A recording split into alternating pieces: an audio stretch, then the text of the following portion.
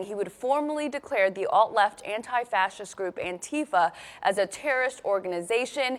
He also threatened to take military action if ongoing demonstrations and protests don't stop. A law called the Insurrection Act would allow him to send active duty troops to where he believes it's necessary to stop an uprising that threatens the state or its residents. But the act's infrequent use in U.S. history has sparked a lot of questions. Joining me now to break this all down is former federal prosecutor and terrorism expert Michael Zweiback. Michael, thank you so much for joining us. Thank you. So let's start with this threat of sending National Guard troops to states. When is the last time we saw that happen? I believe it was 1992 after Rodney King, but tell us why that is different than what's happening now, or what could happen now. Well, in '92, the National Guard was placed under federal U.S. command in order to quell the riots that were going on in the wake of the Rodney King. Trump is essentially saying that he's going to do the same thing in this case.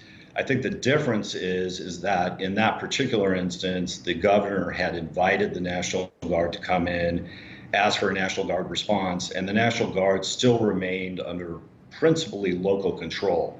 But what Trump is talking about now is something that would go under essentially federal control and not be under the control of the governor. And is that illegal, or why is that an issue?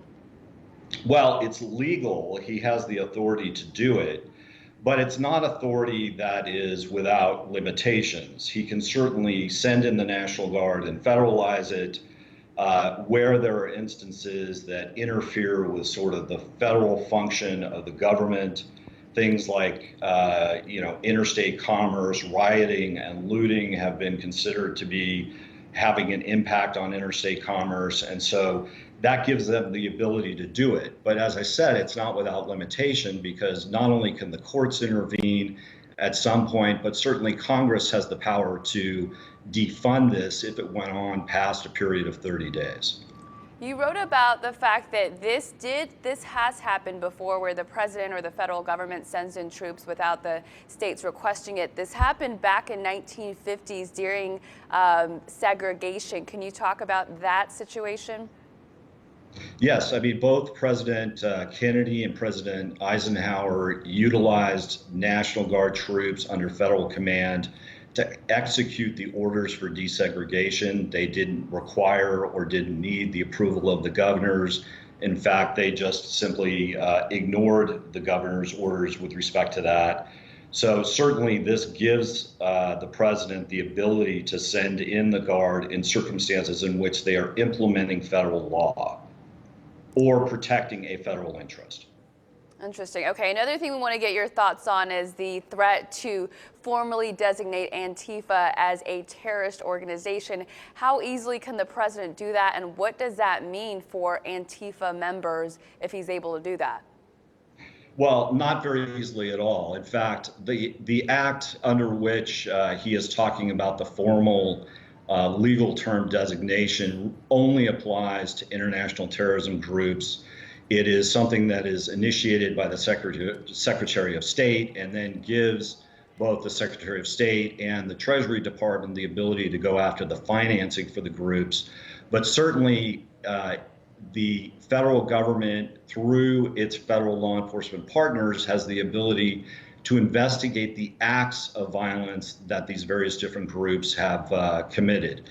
This is not unusual. It's not something that hasn't happened before. In 1992, then Attorney General William Barr designated the Joint Terrorism Task Forces at the FBI in the wake of the LA riots to go after street gangs that were believed to be responsible for some of the acts of violence that occurred during the Rodney King riots. You know, with each president, we learn something different about how much the presidential role has in terms of power. From your expertise, what are we learning from how President Trump is using his powers? Well, I think President Trump certainly views his authority to be somewhat limitless. He uses everything that he believes he has in the federal toolbox Sometimes I would say that he gets out ahead of what he's actually able to do. And I think that the thing that people should take away is, number one, this is something that has happened in the past.